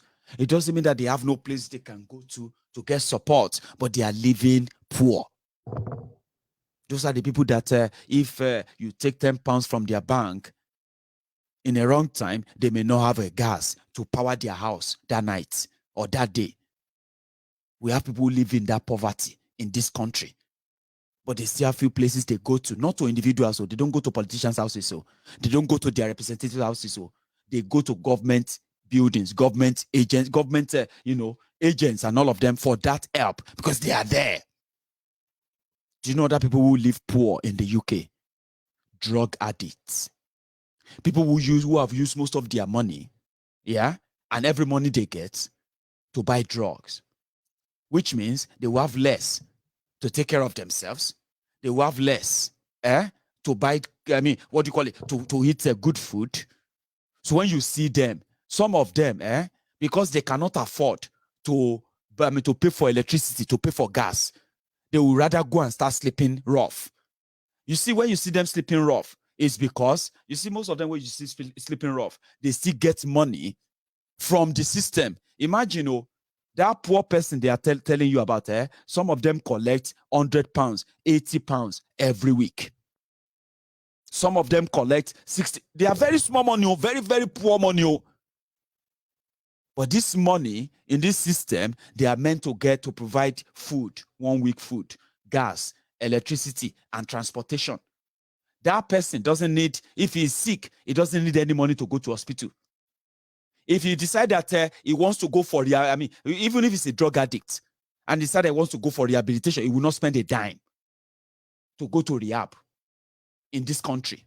There is always help for them. But you can see, he's very poor. What happened? These are the reasons. So because they will use all their money on drug, because they cannot afford to keep buying the drug, because money they get from government is so little, they go out there to start begging. Please help me. Please help me. If you see anybody begging in the UK and that person is British, it is because they have issue with drug. It's not because they're not getting money. They are getting money, but it's not enough. When you also see people who are also poor in this country, these are undocumented immigrants. I was in that category once. That was when I was doing, I had to do cleaning. You have to do cleaning at odd hours, horrible weather, poor pay. You have no paper.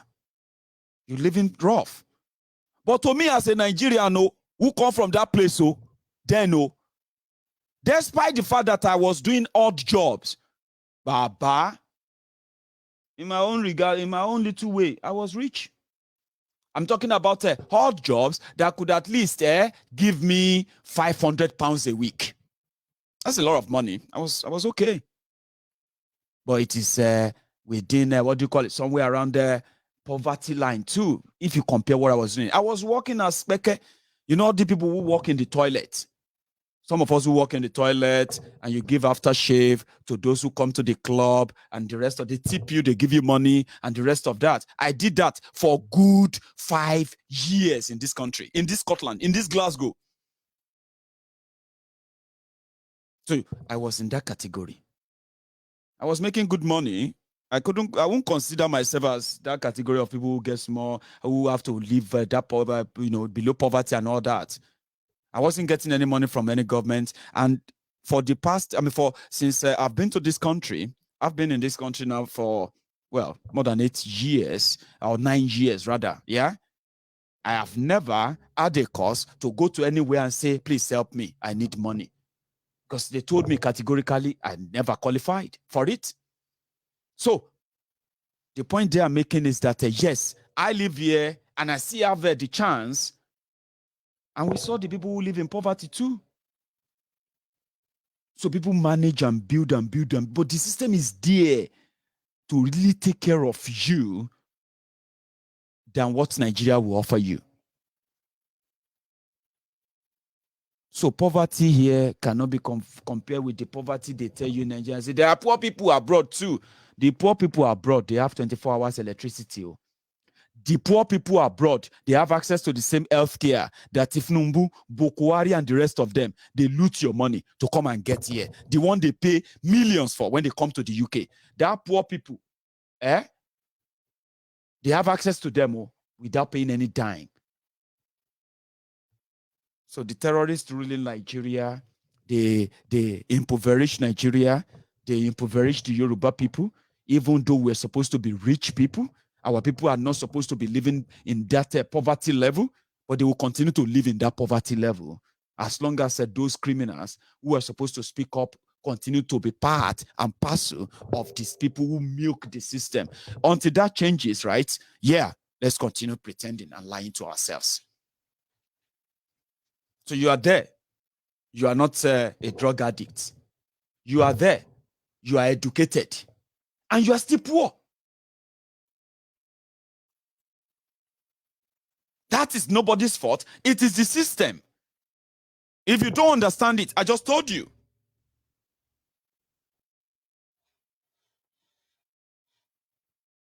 So if you want it differently, what do? You create your own opportunities. These ones can't give them to you. That's what I'm trying to tell you. They can't give it. They won't give it to you. All this hardship that you are, everything you are seeing today, 20 years ago, now so it be. 40 years ago, that's the same thing. This is your own time. In the next 20 years, another set of people will be here. They will be complaining about no electricity, no this and that. How can you then say Nigeria is going to be great? How? How?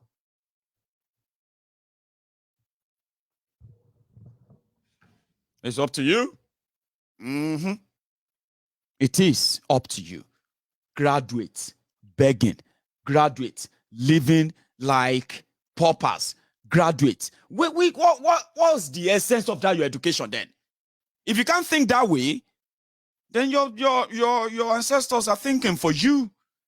So what do you expect? Their thought, their line of thinking is to create poverty, weaponize it, and you are helping them because your brain is weaponized already. If you can't think straight this way, you're going to queue behind them. They care about the next election. You care about the next election. You don't even care about yourself. But one thing you should remember is this, right? All these have consequences. Remember that. That's all I'll tell you. So don't pretend later and say, God, why? God, why? What is God, why? There's no God, why. You know why. Cannot plant maize and expect to reap potato. Let me go to bed. Guys, thank you so much. I thought I could take some calls earlier. But it seems I don't use all the time. Somehow we shall manage to enjoy ourselves tonight. So to my friends on YouTube, my friends on Facebook, lately Facebook will let you share Mayegun's Diary political. I don't know. Whatever they like, they keep doing. It doesn't really matter. But for the fact that all of you who took your time to watch this tonight and be with me this long, remember before you go, don't leave the temple of truth without dropping your offerings. Don't. Like the video, share it, so that when we meet again, next time, you are not coming alone. You will come with somebody you invited. You know how we do it in the temple now? I was supposed to be bringing you all out and say, okay, oh yeah, if you are a new member, raise up your hand. Oh yeah, everybody with this at the whole temple. Oh yeah, shake them like that, and say, welcome. You are welcome to the temple. You are welcome. You know what I mean? But nevertheless, don't leave without your offering, okay? Like the video, all right? Share it. Subscribe if this is your first time. And when I see you next time, yeah, we will continue from here. I should probably tell you something about our fundraiser. No, I won't. But I want to say thank you to every one of you who has been using that, going to that fundraiser, the Give Send Go. and you're still there, hardening it up, getting it piled up and all of that, we are so grateful to all of you. From Monday onward, yes, we're going to begin that mobilization as discussed, and a lot of things in the pipeline. Trust your man, Mayegun. I will be here to update you properly when there is due for proper one. Apart from that, like I said, we're going to be doing every week fundraiser until we clock that 50 grand on Give Send Go, and we cross it. We may even go to 100 grand. I don't know. We'll find out. But let's meet our target first, okay? Until I see you again, right? Thank you. And you should all have a wonderful evening. Good night.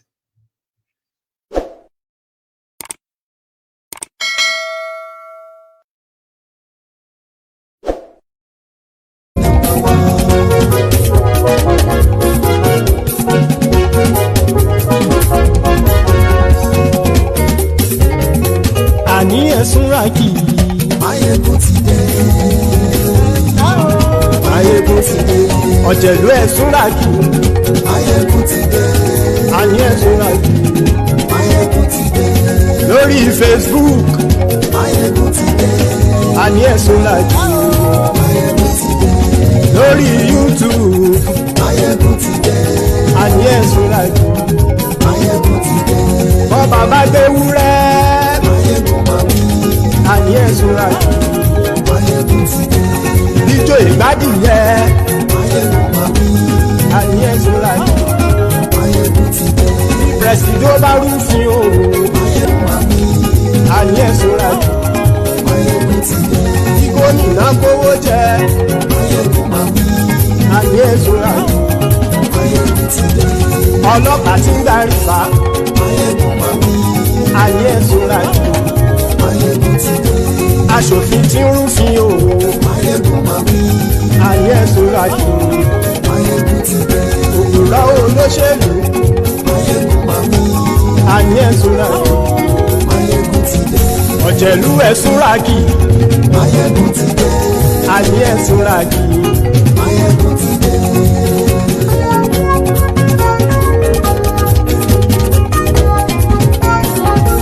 Máyégún ti dé. Gbogbo ọ̀jẹ̀lú ẹ̀sùnra kì í. Máyégún ti dé. Gbogbo ọ̀jẹ̀lú ẹ̀sùnra kì í. Ṣùgbọ́n ní bá ti ṣe èyí tó yẹ kí wọ́n ṣe, ọmọ bá dèrò ní fi wọ́n níran o. Máyégún ti dé. Gbogbo ọ̀jẹ̀lú ẹ̀sùnra kì í. Máyégún ti dé. Gbogbo ọ̀jẹ̀lú ẹ̀sùnra kì í. Ṣùgbọ́n ní bá ti ṣe èyí tó yẹ kí wọ́n ṣe, ọmọ bá dèrò ní fi wọ́n níran. Wọ́n fowó bẹ́ẹ̀ o. Máyégún ó sọ pé wọ́n ò bẹ́ẹ̀. Wọ́n fowó bẹ́ẹ̀. Máyégún ó sọ pé wọ́n ò bẹ́ẹ̀. Oníkanṣá ti ṣe èyí tó yẹ kí wọ́n ṣe fáwọn ará ìlú tó gbé wọn débẹ̀ o. Máyégún ti dé. Gbogbo ọ̀jẹ̀lú ẹ̀sùnra kì í. Máyégún ti dé. Gbogbo ọ̀jẹ̀lú ẹ̀sùnra